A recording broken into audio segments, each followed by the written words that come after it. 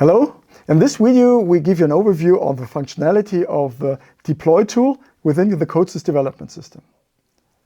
The integrated deploy tool SL simplifies and standardizes the management of our CODESYS control products.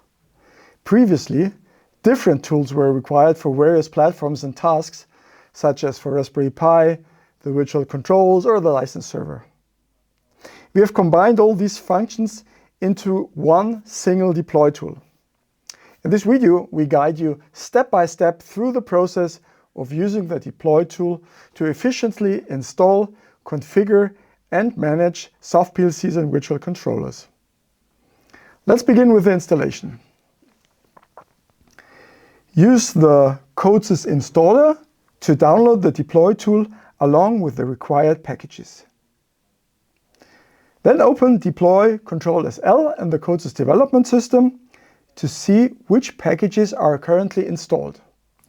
In the overview, make sure that all necessary packages are available, such as CODESYS Control for Raspberry Pi SL, CODESYS Virtual Control SL, CODESYS Virtual Safe Control SL, or CODESYS License Server for Linux SL.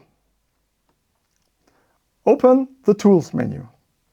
You will immediately notice that you have a much better overview as the previous update device XYZ entries are no longer necessary. Now open the deploy tool and open the communication tab it contains. Connect to your target device via SSH using its IP address. Once connected, the Device Information section provides an overview of the relevant device data. If needed, you can restart the operating system with the Reboot button. To manage installed Linux packages, use the Package Management button. You can install or remove packages by selecting them. To do so, download the required .deb or RPM packages and install them on the host system using Package Management. Currently, Debian and Red Hat Enterprise Linux are supported. In the Deploy tab, you can now install packages and images on the desired platform. You will find an overview of the packages already installed on the device. All installed images of the virtualization environment are also clearly displayed.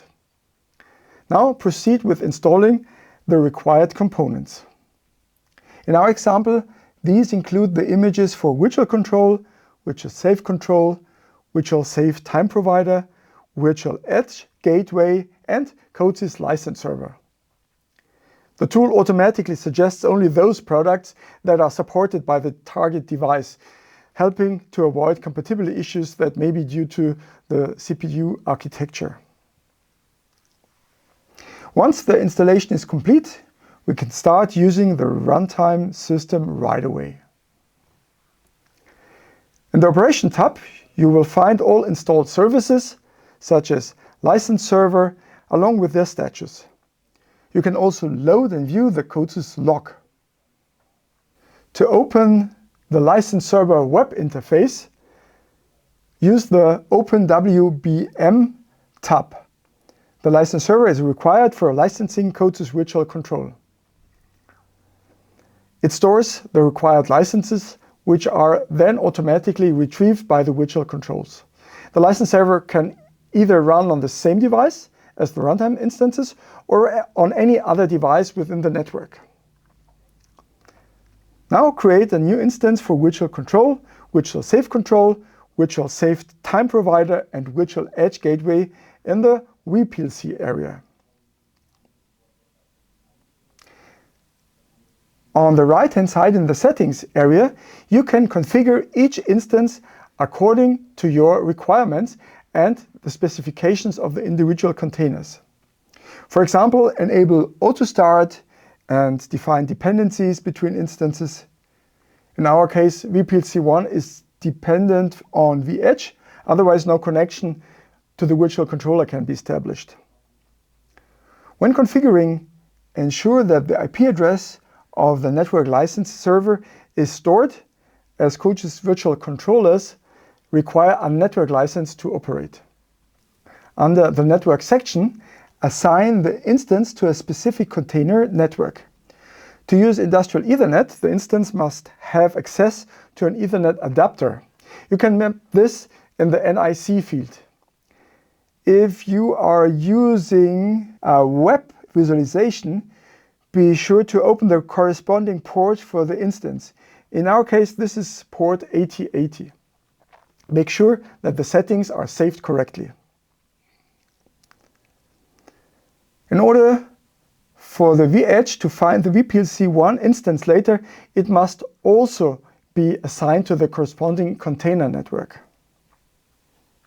Additionally, there are a few adjustments we need to make to virtual control, virtual safe control, and virtual safe time provider to ensure smooth interoperability between these containers.